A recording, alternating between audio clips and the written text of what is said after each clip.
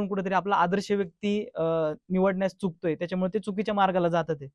तर त्यांनी आदर्श व्यक्ती कसा निवडावा? आदर्श व्यक्तिमत्व शोधत असताना ज्याच्याकडून आपल्याला आता काम करण्यासाठी प्रेरणा मिळते ते व्यक्तिमत्व आदर्श असतं, ही पहिली गोष्ट. दुसरी गोष्ट, समाजाला अपेक्षित असणाऱ्या गोष्टी ज्या माणसाकडून शिकायला मिळतात ते व्यक्तिमत्व आदर्श असतं. तिसरी गोष्ट, आपल्या जगण्या वागण्यामध्ये परिवर्तन जे घडून आणतं ते व्यक्तिमत्व आदर्श असतं.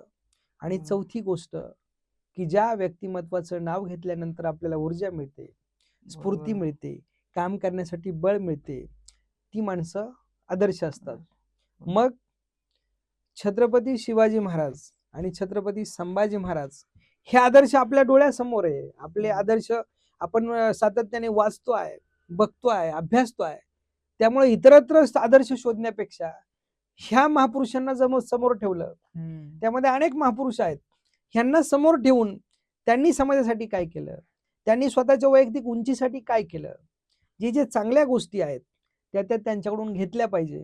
आणि त्या घेणे म्हणजे काय करणे, तर आपल्या आचरणात त्या आणणे. विचार महापुरुषांचे आचरणात आणणे हा खऱ्या आदर्शत्वाचा महत्वाचा गुण आहे.